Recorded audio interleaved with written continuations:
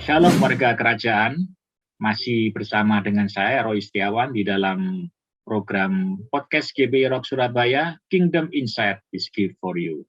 Saya yakin Anda selalu menanti-nantikan acara ini, karena acara ini kita berbincang-bincang dengan narasumber secara simple, tetapi bukan berarti simple tidak berbobot, justru simple dan berbobot sehingga bisa menjadi berkat bagi kita semuanya. Kita masih ada di dalam seri Financial Wellness, dan hari ini kita akan berbicara mengenai Sandwich Generation. Nah, ini mungkin banyak dari antara kita yang bertanya-tanya, ya, Sandwich Generation, apakah itu? Ya, mungkin ini istilah baru, ya.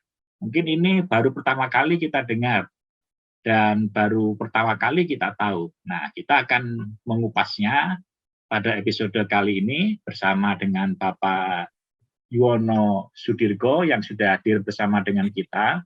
Beliau adalah founder and senior partner PT Fast Solusi Indonesia dan juga senior trainer KBC, Kingdom Business Community. Shalom Pak Yuwono. Halo Mbak Roy. Senang sekali bisa berjumpa kembali di dalam Financial Wellness ya, di dalam episode tentang keuangan ini. Hari ini kita akan membicarakan tentang sandwich generation ya. Seperti saya katakan tadi, mungkin ada beberapa pihak yang baru pertama kali mendengar istilah sandwich generation ya. Nah, barangkali Pak Yuwono bisa menjelaskan secara simpel begitu ya, apa sih yang sebenarnya dimaksud dengan sandwich generation itu? Oke. Sandwich itu kan makanan orang barat ya, di mana dua roti, tengahnya dikasih daging gitu ya. Dagingnya satu, tapi rotinya dua gitu ya. Ya, atau coklat di tengahnya ya.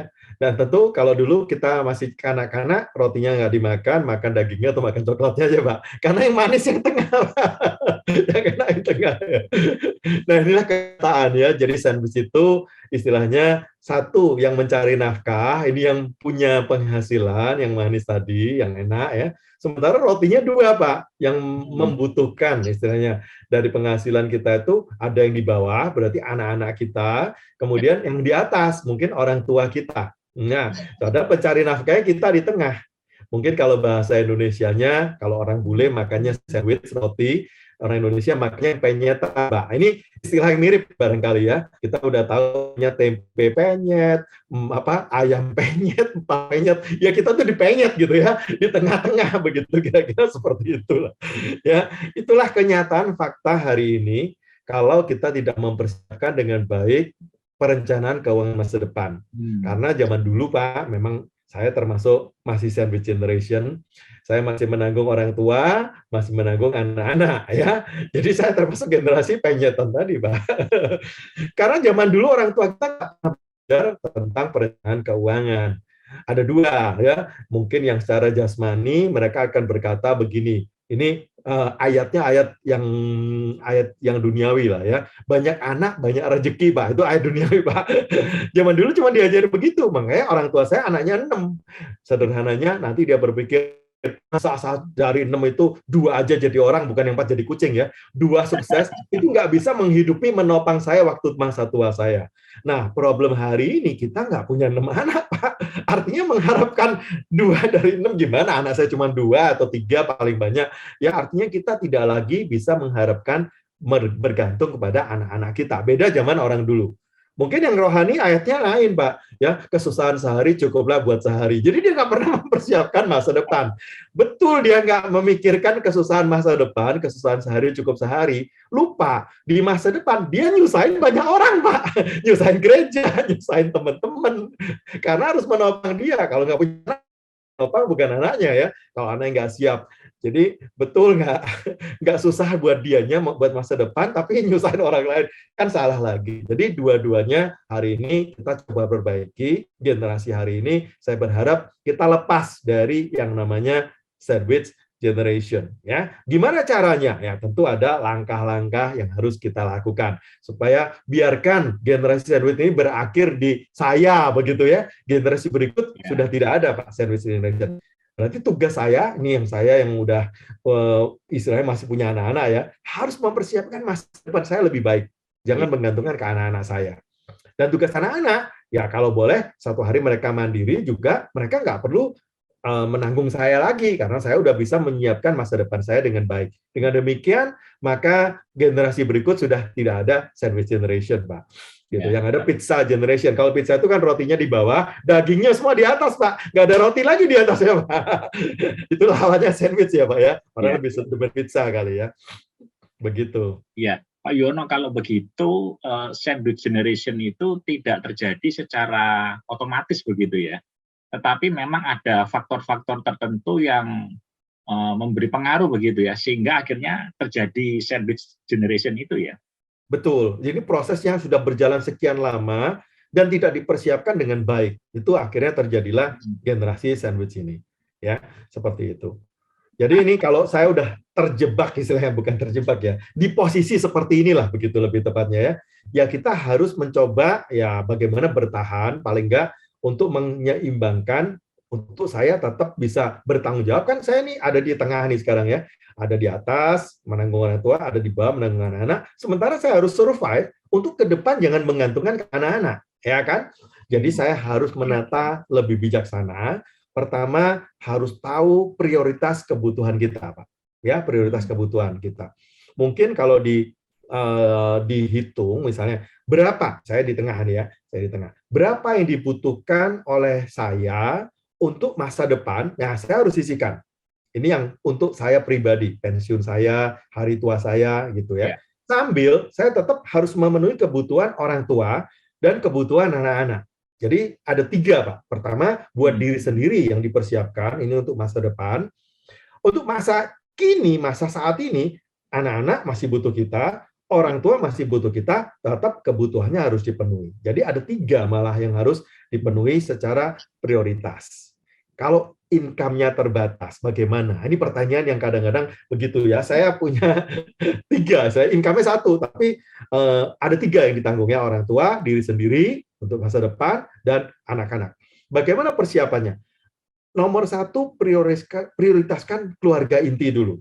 Jadi keluarga inti berbicara, ya anak-anak dulu, ya baru orang tua. Kenapa? Karena orang tua dulu kan banyak anak, banyak rezeki, anaknya banyak. Jadi kita mendukung orang tua semampu kita. Tapi anak-anak wajib dipenuhi kebutuhannya, pendidikannya, ya pokoknya masa depannya mereka harus dipersiapkan juga supaya mereka paling nggak secara pendidikan selesai, ya mereka siap untuk mencari nafkah di kemudian hari. Nah, jadi kalau orang tua punya 5 saudara yang menjadi tak penanggung orang tua, nggak cuma saya sendirian, ya proporsional, yang mampu dibebani lebih akan memberi lebih, tapi anak yang mampunya sedikit akan memberi sedikit. Tapi jangan 1 orang, kita doang yang menanggung orang tua. Kan zaman dulu orang tua anaknya banyak, Pak. Begitu ya. Sementara prioritas pertama harus ke keluarga inti, baru keluarga besar yang tadi orang tua. Karena orang tua masih ditanggung beberapa anak ya, sesuaikan dengan kemampuan. Karena saya juga harus mempersiapkan masa depan yang akan kita hadapi buat diri kita sendiri. Nah, ini memang harus mengatur dengan lebih bijaksana. Jadi kira-kira tantangan terbesarnya apa, Pak, bagi para sandwich generation ini? Apa, Pak, kira-kira kalau menurut Pak Yono? Dia harus punya apa ya, kotak-kotak yang dipersiapkan lebih banyak. Ya, tadi mungkin pertama saya pernah cerita kita punya tabungan ya, kotak P3K tadi ya. Kotak P3K itu kan besarnya 3-6 bulan biaya hidup. Nah, ini tetap ada ya. Ini mengcover kebutuhan tadi, anak-anak, bayar uang sekolah ya, terus kemudian orang tua yang bulanan kita support. Berapa biaya hidup sebulan termasuk nanggung anak dan nanggung orang tua, misalnya 10 juta. Nah, maka saya harus punya tabungan 3-6 bulan. Karena apa? Kalau saya nggak punya kotak P3K, terus bayar sekolah anak, terus kemudian menghidupi orang tua dari utang, wah beban saya lebih berat, Pak. Jadi saya harus punya kotak P3K untuk menghidupi mereka. Karena bisa jadi kan bisnis berkurang, sehingga income kita turun. Ya, atau gaji dipotong waktu pandemi, ya, atau kena PHK. Nah, mereka harus tetap hidup. Harus tetap hidup. Ya. Jadi kita harus pakai biaya hidup 10 juta, kalikan 6 bulan, paling enggak aman buat bayar sekolah, aman buat orang tua, tanpa melalui hutang. Itu otak pertama yang harus disiapkan. Ya. kotak kedua, karena saya yang nanggung, ini di tengah ini penanggung ya. Jadi kalau saya nanggung, ada orang tua, ada anak-anak, saya ini yang didoakan mereka supaya sehat terus, supaya berpenghasilannya baik terus. Karena apa? Kalau dia yang nanggung runtuh, ya semua ikut jatuh kan begitu ya. Nah, maka yang nanggung ini harus punya kotak yang namanya asuransi. Siapa yang diasuransi? Pencari nafkahnya yang nanggung ini. Karena apa? Ini kalau sampai goyang yang nanggung, kena musibah, misalnya nggak punya penghasilan, sakit keras, bahkan berpulang, meninggal dunia. Nah, orang tua dan anak-anak runtuh semua begitu. Jadi sebagai tertanggung adalah orang yang punya tanggung jawab. Nah, orang tua dan anak-anak yang ditanggung, jangan diasuransi. Yang diasuransikan kitanya, dagingnya nih, yang di tengah ini. Karena banyak loh Pak, orang beli asuransi itu salah. Dia beli buat anaknya. Orang tuanya yang pencari nafkah nggak ditanggung, Pak. Nggak beli asuransi atas nama dia. Alasannya udah tua, lebih mahal, anak aja murah. Salah itu. Karena dia pencari nafkahnya. Dia harus ditanggung karena mereka bergantung kepada yang tengah ini. Jadi kotak pertama adalah kotak P3K tadi tabungan, kotak kedua adalah kotak yang namanya asuransi. Ya, loh Pak, banyak banget kotak yang dibutuhkan. Masa depan saya hari tua, ada kotak ketiga, Pak. Ini 3 kotak nih ya.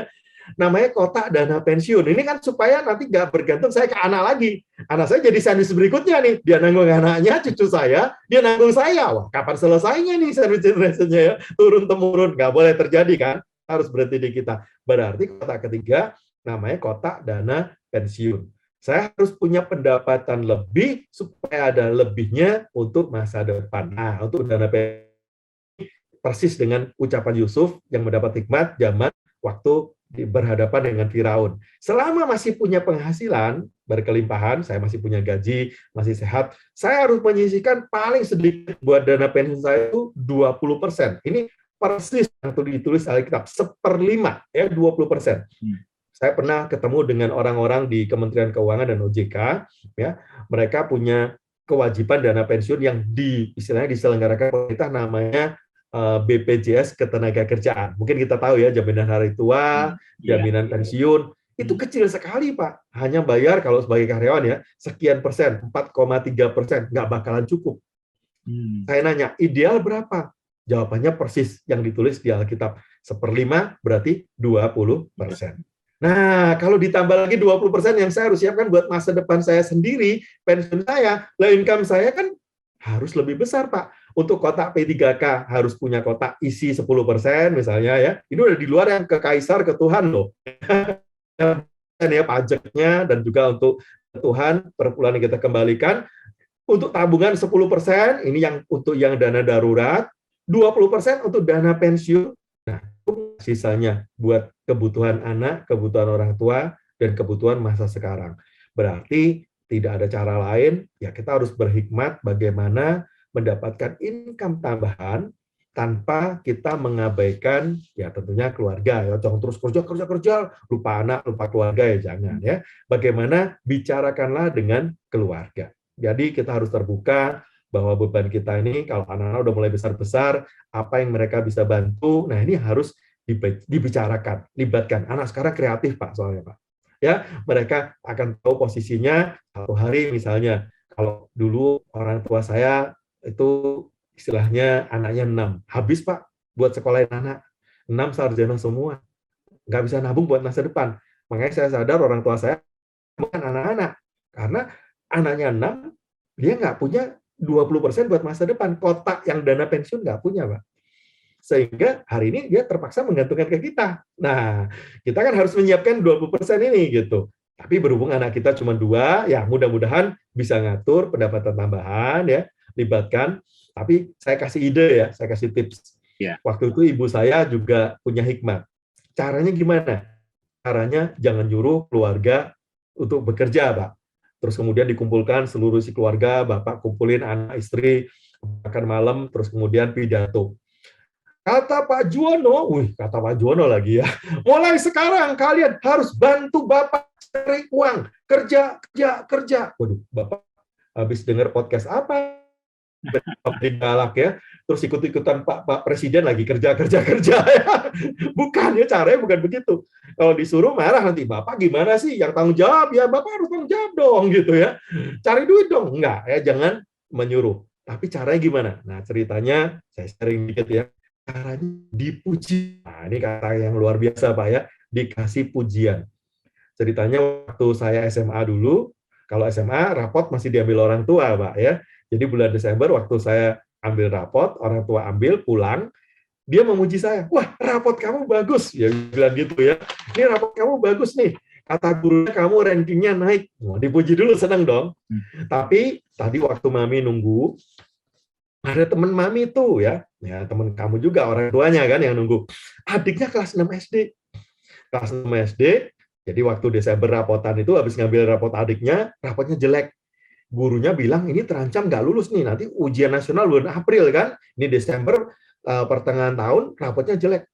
Nah, bisa nggak kamu anak SMA, ranking lagi ya, bantuin anak SD. Jadi saya nggak disuruh kerja, Pak. Saya disuruh bantuin anak SD. Oh, nanti kamu dapat uang jajan. Ayo aja lah ya. Saya ajarin, lulus Pak, lulus. SMP dia lanjut ngeles ke saya. Ini masih di Surabaya waktu itu saya. Saya kuliah. Nah ini ternyata saya masih ngelesin ya. Anak yang tadi ya SMP-nya ranking Pak. SD-nya nyaris nggak lulus. Ujian nasional diperkirakan nggak lulus. Ternyata lulus. SMP-nya waktu ngambil rapot lagi di bulan Desember ranking. Namanya ngambil rapot, ibu-ibu kalau ngumpul itu zaman dulu nggak ada sosmed Pak. Kalau viral tuh pakai MLM, marketing lewat mulut, ya. Dari mulut ke mulut. Wih, kok bisa Mbak Yu, Bu, apalagi ya, Tante, kok bisa? Nah, itu dari situ viral. Ya ini loh, dilesin sama anaknya Ibu Yulia, namanya Mas Juwono. Waduh, viral jadi ya. Terus kemudian ibu-ibu yang lain bilang, mau dong, anak saya dilesin dong. Jadi waktu saya kuliah di ITS, murid saya 20. Nah, kalau udah murid saya 20, saya pegang duit pasti dong ya. Saya atur ada yang Senin Rebo, ada yang Selasa Kemis gitu, ada yang Rebo Sabtu ya. Mulai 20. Nah, waktu saya pegang duit, saya nggak minta uang jajan. Bahkan saya bayarin uang kuliah saya sendiri. Nah, di situ ibu saya baru bisa investasi. Beli deposito, beli emas ya, untuk mempersiapkan masa depan. Nah, itu menolong sedikit lah ya, paling nggak ibu saya punya pegangan. Ibu-ibu kan punya emas seneng gitu ya. Nah, itu caranya, dipuji. Nah, libatkan anak-anak udah mulai besar ya. Sekarang kreatif Pak, jagoan sosmed ya. Mungkin ibunya masak, anaknya dipuji. Kamu TikTokmu keren, IG-mu bagus. Boleh nggak difotoin masakan Mami, kuenya Mami, jualnya di IG begitu ya. Jadi anak kita sebenarnya didukung ya, tapi sebenarnya dulu suruh bantu cari pendapatan. Memang sadar nih sandwich generation ini bebannya berat. Jadi harus cari terobosan pendapatan tambahan karena kotak yang disiapkan banyak, kotak P3K, ya, kotak yang harus dipersiapkan masa kini, ya harus bayar asuransi karena kita masih bertanggung jawab terhadap 2 generasi di atas dan di bawah, dan kotak masa depan, kotak hari tua kita sendiri, jangan tergantung ke anak-anak. Maka income kita harus berhikmat bagaimana mengoptimalkan pendapatan kita. Nah, itu tipsnya Pak, menarik untuk bisa dicoba. Ya. Jadi ini Pak ya, jangan mengasihani diri sendiri begitu ya. Harus keluar ya, cari terobosan Pak, betul. Cari terobosan ya, walaupun mungkin sudah terjadi ya, artinya kita sudah masuk dalam sandwich generation itu ya, kita perlu berhikmat itu tadi Pak ya, untuk bisa keluar ya dari situasi yang seperti itu. Nah Pak Yono yang terakhir ya, kalau kita ingin ya, tadi seperti yang disinggung oleh Pak Yuwono, memutus rantai sandwich generation ini, kira-kira apa yang perlu kita lakukan ini, Pak? Nah, tanggung jawab berarti di sini. Itu nomor 1, Pak. Ya. Jadi ambil tanggung jawab ini, mau tidak mau, ya. Tentunya bukan dengan bersungut-sungut, ya. Ya, tentunya dengan bersukacita bahwa Tuhan mempercayakan keluarga saya seperti ini ya, orang tua saya, termasuk anak-anak saya. Nah, waktu kita diberi tanggung jawab lebih, saya percaya Tuhan juga memberi kita kemampuan dan hikmat yang berlebih. Nah, bagaimana caranya memutus? Jangan stop. Artinya jangan diam ya, jangan berdiam. Kita harus berusaha, terus kemudian kita harus berani punya tekad, ya cukup sampai di sini saja, sandwich generation-nya di saya saja ya. Anak-anak saya jangan sampai menanggung saya. Nah, siapkan dengan baik. Ya, siapkan dengan baik. Siapkan diri kita dengan perencanaan yang baik, kotak masa kini ya, kotak masa depan itu semua harus siapkan dengan baik. Makanya kalau kita siapkan dengan baik, dengan berinvestasi, terus kemudian dengan berasuransi tadi, supaya kita nggak jadi beban ke anak-anak juga, nanti kalau sampai ada musibah dengan kita, maka kita harus berhikmat bagaimana mengatur yang sedikit ini cukup untuk semuanya, ya. Cukup untuk menanggung orang tua, cukup untuk menanggung anak-anak, bahkan untuk menanggung kita di masa depan. Itu harus direncanakan dengan cermat dan bijaksana. Ya, baik. Terima kasih Pak Yono untuk tips-tipsnya yang menarik ya, dan buat semua warga kerajaan yang barangkali ya hari-hari ini sedang menjadi sandwich generation ya, kita mengencourage supaya jangan menyesali atau mengasihani diri sendiri, tapi cobalah cari terobosan dan kita berdoa minta hikmat dari Tuhan apa yang perlu kita lakukan supaya kita bisa memutus mata rantai sandwich generation ini. Terima kasih Pak Yuwono untuk waktunya bisa berbagi pada edisi kali ini tentang sandwich generation. Saya percaya perbincangan kita bisa menjadi berkat bagi seluruh warga kerajaan. Demikianlah perbincangan saya dengan Pak Yuwono tentang sandwich generation. Biarlah apa yang kita perbincangkan ini bisa memberikan Anda semuanya insight, wawasan yang baru, dan tips-tips untuk mengelola keuangan kita dengan baik, sehingga apa yang Tuhan percayakan kepada kita bisa kita pertanggungjawabkan. Nantikan terus episode-episode berikutnya di dalam Kingdom Insight is Gift for You.